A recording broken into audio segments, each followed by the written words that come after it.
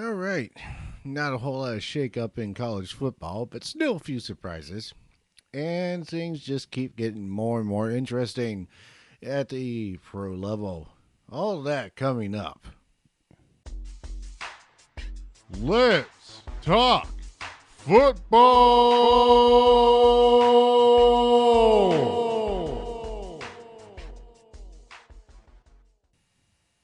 All right, thank you for joining us today for another episode of Let's Talk Football. I'm your host, John Behrens. And I'm Joshua Perkins. Okay, Alabama and the Citadel were tied at 10 at halftime. That's surprising. Bama, how in the world were you tied with a bunch of future second lieutenants of the U.S. Army? I don't know. I mean, They broke it open in the second half, though. I'm not going to lie about that. You got to figure that Nick Saban's halftime speech was highly inspirational. Inspirational as in, like, guys, I know y'all can go out there and beat them by more points. I believe in y'all. Or is it, guys, if I don't get out of here with at least a 30-point victory, everybody's going to hit the line next week. Well, I think that's a nice way of putting it. I went out to a daiquiri shop Saturday night when I got off from work, and I actually met a guy who used to play for Nick Saban at LSU. He used to play offensive lineman. And I asked, how's Nick Saban in person? Total a-hole. Like, he doesn't like nobody. He doesn't have. It's basically like picking up a chick on the side of the road. Doing what y'all do, and you dropping her back off. That's how Nick Saban is with his players. He coaches you, and once you graduate, good riddance. Yeah, Nick Saban's only thinking about the next game. Pretty much, and he's thinking about the next game, the next season, how his team's going to win. He's strictly business. Absolutely. Outside of that, Maryland came in and really forced Ohio State to dig deep. I mean, Ohio State, their defense has really struggled since the departure of Bosa, who is a top prospect in the upcoming NFL draft. He is probably the top defensive end in the draft. And it's really showing, it's really taking a toll on Ohio State. They gave up 49 to Purdue. They gave up 51 to Maryland. They gave up 31 to Nebraska. And, teams that are unranked. And so it's really showing, and it's really exposing Ohio State. So say if Ohio State ends up beating Michigan and they do win the Big Ten and they do end up in the 14 playoff, I don't see them faring too well. I don't either. Especially if they go up against a team like Clemson, who has a powerful offense led by Trevor Lawrence, or an Alabama offense that's led by Tua Tagovailoa, or a Notre Dame offense led by Ian Book, or say if Georgia gets in, you got to deal with Jake Fromm, Elijah Holyfield, DeAndre Swift. I don't see Oklahoma. Same thing with Oklahoma. They gave up 47 to Oklahoma State. They gave up 30 to Kansas. They gave up 46 to Texas Tech. No one's going to take y'all serious until you put some defense on that field. Yeah. And the one game that I thought had potential to be close wasn't, and it was Syracuse versus Notre Dame. I was really hoping for Syracuse because, I really fell in love with how Syracuse played this season. Syracuse has played the best football I've ever seen them play. Since the Donovan McNabb days? Mm-hmm. But I was really hoping for Syracuse to beat Notre Dame because it was going to be a huge turning point, not only in their season, but probably as far as their football program as a whole, like probably in their football history, just turning the tide for the future as far as recruiting and as far as momentum for their football program. Yeah. So next week is the season final wrap-up as far as the regular season goes, and then that's followed by championship weekend, which has potentially a lot of implications on it. Oh, like Alabama, Georgia. Actually, this weekend, there's a lot of implications. Ohio State and Michigan. Yeah, Ohio State and Michigan. But Ohio State has a chance to make a point. But, I see Michigan taking that one. The last few weeks, Ohio State has really shown that they're missing their defense that went on to the NFL. Yeah, definitely, losing guys like, Marshawn Lattimore, losing guys like Eli Apple and Von Bell. Just the certain, and also Joey Bosa, who's now at LA. Something that's taking a toll on Ohio State defense. Now they lost Bosa's little brother, Nick Bosa. Bosa wants to get ready for the NFL. He doesn't want to get hurt. But as right now, it looks like that Clemson and I would say Notre Dame are going to take two spots Obviously, the winner of Georgia, Alabama will take third spot, and what spot number 4 goes to Michigan. I would say probably Michigan, pending if they beat Ohio State and if they beat Northwestern in the Big Ten title game. So what if Northwestern ends up beating the winner of Ohio State and Michigan? Well, Northwestern will most likely get a New Year's Six bid. They'll most definitely get a New Year's Six bid, and it's going to take the Big Ten completely out of the playoff race. Yeah. Well, obviously, yeah. And so, I mean, but what about Washington State? The Big Ten title game, that's a good opportunity for Washington State. That's a game that Washington State needs to keep an eye on. And also the SEC championship game, knowing that Georgia's up there, Alabama's up there. And I feel that the biggest shakeup would be the two games with the biggest shakeup implications would be the SEC and the Big Ten title game. I mean, honestly. And so if Washington State does win out, they do win the Pac-12, and they'll need some help because the Pac-12 hasn't been highly favored as far as getting into the 14 playoff. Right. Oh, let's see. So outside of Ohio State, Michigan, what else we have this week? Oh yeah, Notre Dame, USC. Although USC has obviously dropped off this year. There's been trap games this season. Also, the Iron Bowl is where I feel this is a game where Alabama needs to be careful. The game's going to be in Tuscaloosa, but the rivalry has always been very fierce. Mm-hmm. And Auburn, they're looking to change their fortunes around. Auburn, they've been doing pretty good for the past couple of weeks. They were able to get a win over Texas A&M. They were able to get a win this past weekend. Or did they play this past weekend? Who? Auburn. Yes, I want to say. I think. No, they did not. I've been working a lot, so I've just been completely out of sync. But it's also looking like it's going to be a matchup between LSU and Texas A&M for a spot in the New Year's Six. Well, I don't see Texas A&M getting a spot. Well, it could be possible because Texas A&M, they've struggled. I mean, they beat UAB this past weekend, but before, I mean, I don't know. It's a toss-up. Well, I believe the winner of this game finishes 10-2. They will officially be one of the top 3 in the SEC.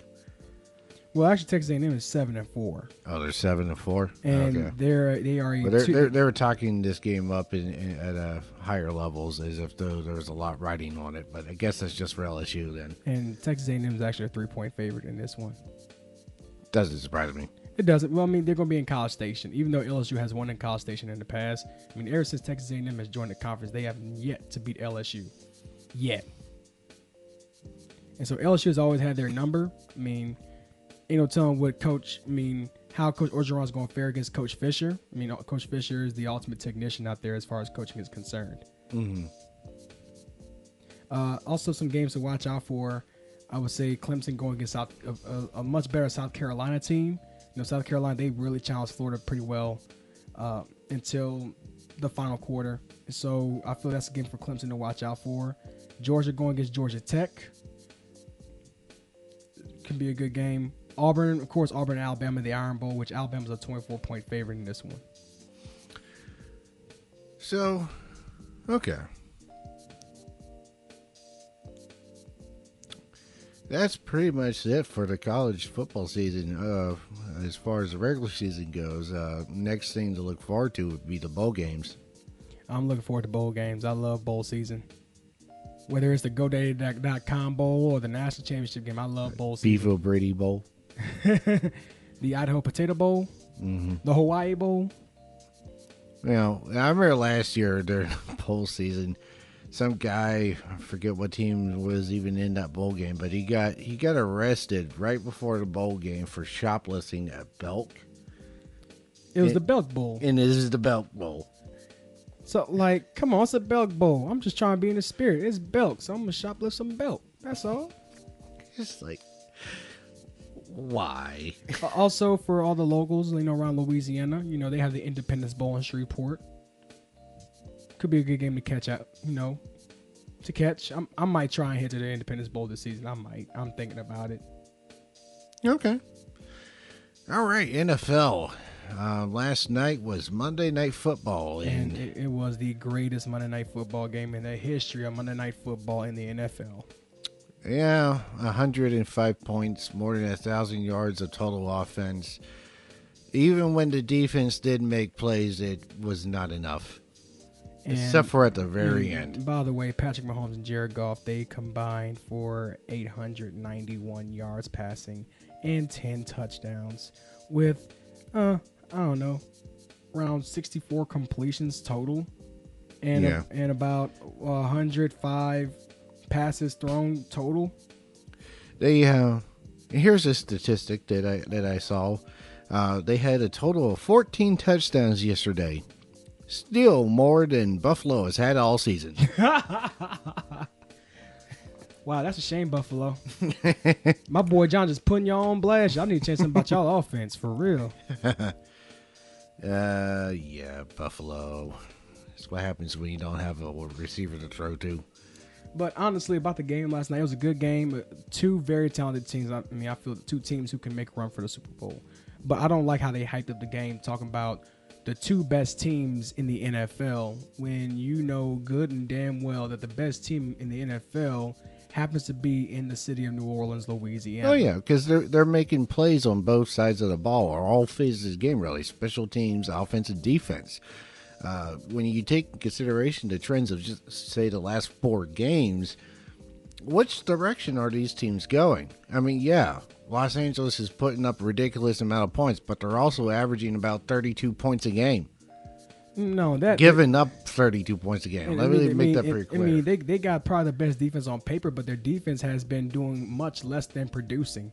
Kansas City, they have an amazing offense led by Patrick Mahomes and Travis Kelce, Tyreek Hill, and Kareem Hunt. But at the same time, their defense is not producing neither.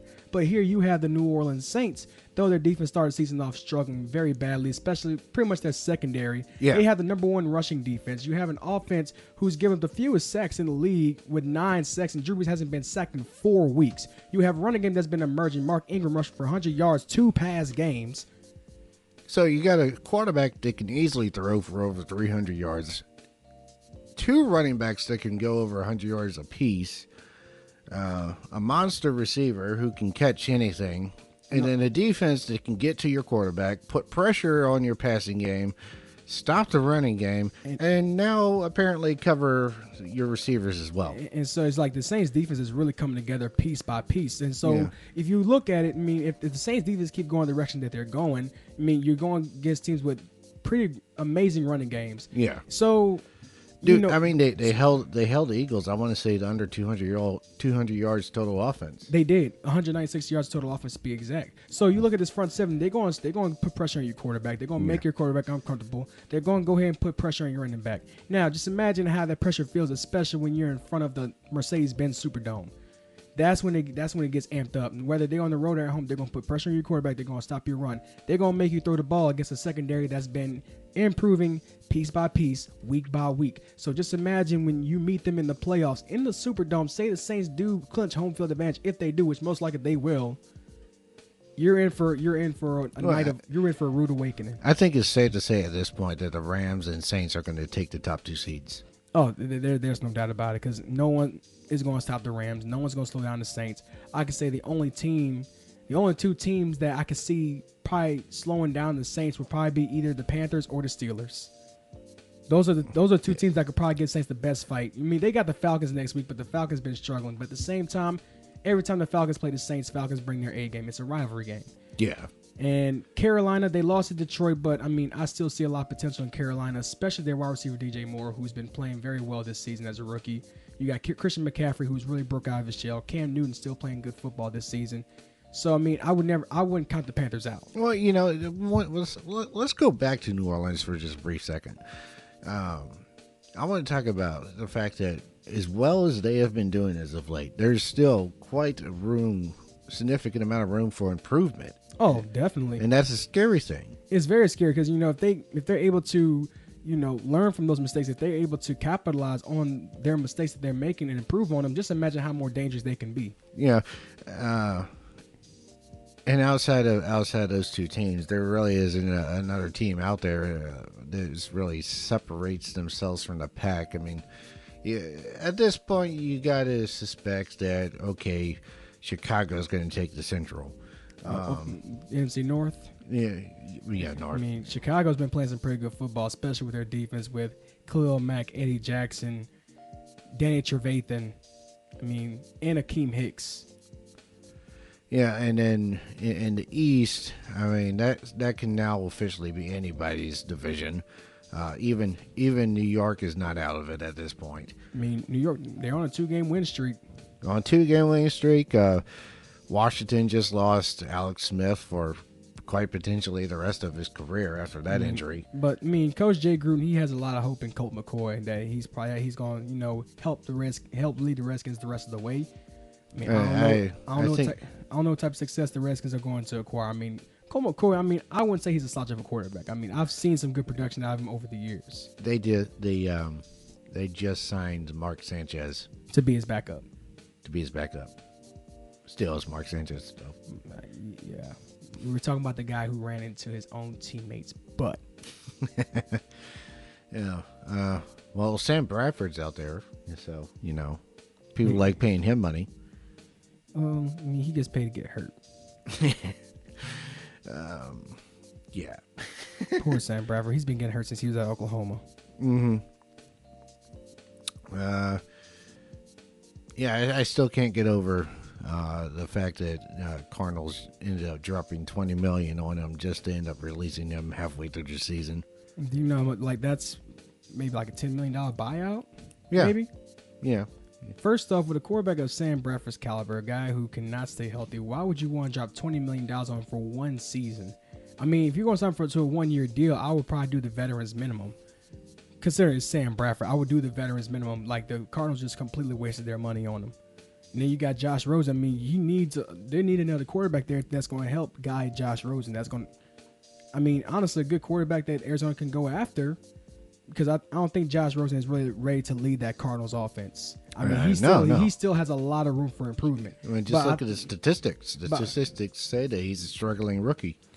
I mean, Sam Darnold's a struggling rookie too. That's why they had to bench him for They McCown. all are. I take that back. Baker Mayfield's coming around and is actually putting on a pretty solid season. He's now passed for over 2,000 yards. And Lamar Jackson, he got his first win as a starter this past Sunday. But, I mean, with Lamar Jackson, I mean, he's not going to survive all the time with running. No. Because the NFL's a lot faster. And Johnny Manziel learned that the hard way in his first start against the Cincinnati Bengals, how he got shut down. And so, I mean, Lamar Jackson, he has amazing speed. He's a rare breed. But I just think that he shouldn't rely on the run so much because he had 27 carries against Cincinnati this past Sunday. He went up for over 100 yards, but that's not always going to bail him out. So he needs to really learn how to use his linemen and be able to stay in that pocket, take the hits, and throw the ball. Mm-hmm. That is a concern. I mean, it is interesting now, just kind of think about it. He's like, the dude did still have over 300 yards of total offense.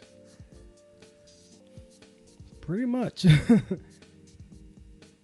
Yeah. But, I mean, I think a good quarterback for Arizona to go after would be A.J. McCarron. Because A.J. McCarron, ever since leaving Alabama, he has yet to be a full-time starter for a team. He's at Oakland right now after Buffalo shipped him off after they got Josh Allen, which I still don't understand why, because, you got Nathan Peterman who likes throwing picks more than touchdowns. I mean, I don't know what goes through his mind. Oh, he's wearing a different jersey, but he might be my teammate. Here you go. You have Derek Anderson, his first start back in a long time. He throws 3 picks. Why you want to ship off A.J. McCarron? Why not? You put Josh Allen in there, of course. Wait till he gets healthy. You got A.J. McCarron there. You brought him to Buffalo for a reason. And now he's in Oakland, back to pretty much where he started when he first got to Cincinnati as a backup. And it's time for A.J. McCarron to have his own team. And I feel that Arizona would be a good landing spot for him. Interesting. Okay, so I guess we could assume that the Chiefs are going to take one of the playoff spots. They're probably going to take the number 1 playoff spot. They're probably going to most likely have home field advantage because nobody's going to slow them down. Yeah, you think? I mean, I feel that some teams that can slow them down, some teams that have a chance will be teams. I mean, New England is just sitting there at 7-3, and they are. New England is the other team to beat them this year, so they have the head-to-head tiebreaker. Well, that's if Kansas City kind of falls off a little bit. But, I mean, do you really see Kansas City slowing down at any point during this season? I mean, I don't know, because like I've said from the get-go, I see Kansas City on the same plane as a lot of the old Colts teams that had Peyton Manning and Marvin Harrison and Reggie Wayne and Edgerrin James, and then You look at this Kansas City team. I mean, you look at who's in the division. I can say the teams that can have a legitimate shot at slowing down the Chiefs would be teams like the LA Chargers, Pittsburgh Steelers, New England Patriots, of course. I mean, they were the only team to beat them. And let's not forget the Houston Texans, who've won 7 straight. yeah, they not won 7 straight. And Indianapolis Colts, who have won 4 straight. Don't forget about the Indianapolis Colts. They've been playing some pretty good football. Yeah, they came out and they've come out almost out of nowhere. Like Andrew Luck, he's playing some amazing football. And a guy that I've been very impressed with since he made Indianapolis his landing spot is Eric Ebron, their tight end. You know, he didn't have a lot of production at Detroit, but he has been producing like crazy in Indianapolis. And I just want to say I'm very impressed with Eric Ebron this season. Yeah. So I do like Houston. I do like Houston to make it. They've won 7 straight now. And considering the season they had last season after losing Deshaun Watson. Mm-hmm. I'd still have. I'd say I still have the LA Chargers right now as one of the wild cards. I'll probably have them at either a 3 or a 4. And I don't know. It depends on how they finish, but the Colts look like they're going to challenge for at least a wild card. Well, I mean, it seems that in both AFC and NFC, the 5th and 6th spots are probably, the spots that are up for grabs. It's like you can't count anybody out. Because pretty much almost every team in the NFC East has a spot at probably the last spot. You look at teams like, Carolina, they got a shot at probably maybe the 4th or the 5th. Yeah, and I mean, it's hard to say who gets the 4th, the 5th, or the 6th spot because it's up for grabs. Like, this is a tight race in both divisions. Mm-hmm. Yeah, the wild cards, the NFC wild cards would be kind of hard to call right now as well. There's so many teams that could finish strong and take one of the 2 open spots. And some of the divisions are still up for grabs. Like we said, the NFC East division is up for grabs. Washington still holds a 1-game lead in that division, I want to say. And and also the NFC South. I mean, the Saints lead just gets bigger. I mean, well, it's now up to 3 on the Panthers. And so, I mean, and they're going against Atlanta next week. On Thanksgiving night in the Superdome. Then they're going to Jerry World the next week. I mean, honestly, every single game from this point out, the Saints are more than capable of winning each one of those games. Mm-hmm. So I mean, we could possibly be seeing a Saints team going 15-1. I saw an interesting thing is for the first time in NFL history, we could actually end up having 2 teams going 15-1. Saints and Chiefs. I mean, I feel that a Super Bowl matchup, Rams. And so 3 teams then. Yeah, the Chiefs lost to the Rams, sir. Oh yeah. I was looking at the 9-1 record, 8-1, Saints and Rams in the same conference, 15-1. But the Saints hold that tiebreaker. So sorry, Rams, you'll have to come to the Dome again. Oh, yeah. It's like I said, it's a bit scary to think about what that team can become. So here's a question. If the Saints win the Super Bowl and Drew Brees takes MVP, does he retire? Well, I think so. Or does the prospect of winning back-to-back Super Bowls bring him back? I think the prospect of winning back-to-back Super Bowls bring him back. I think that back-to-back scenario, something that the Saints have really wanted, I think that's what brings him back. I think after he wins the Super Bowl, he's probably going to say, I'm going for one last ride in this one. So I think Drew Brees will stick around for another season. And if Drew Brees does come back, I think that's going to be motivation for Mickey Loomis to try and keep everybody on that Saints team, like Mark Ingram, who this is the last year of his contract. Michael Thomas, he's coming to an end on his rookie contract. So he's going to try his very best. Mickey Loomis is going to try his very best to keep the guys on that team, to give Drew Brees that one last Super Bowl. Drew Brees retiring with an MVP award, 3 Super Bowl rings, Walter Payton Man of the Year. I mean, Drew Brees, he's already submitted his legacy. But I think another prospect that might bring him back is breaking Peyton Manning's all-time touchdown record, which is 539. Drew Brees is sitting at 513. He needs 27 more touchdown passes. Scary thing about it, I mean, Saints got 6 games left in the season, and the way Drew has been playing, he might be able to break it. Yeah, but he needs to average a little more than 4 touchdowns a game to do that. Yeah, I don't see him throwing 4 touchdowns against Pittsburgh. I mean, Pittsburgh has been playing some pretty good football lately. Yeah. Okay, well, that's about all for this week. Join us next week for episode, 16? 16. Wow, 16 weeks at this already. Okay, find us on Twitter at AI Sports 3, Facebook as well, AI Sports Network, and find us on Apple iPod. Podcast, whatever. Join us next time. I'm John Behrens. I'm Joshua Perkins. Signing out. Boom. Let's talk football.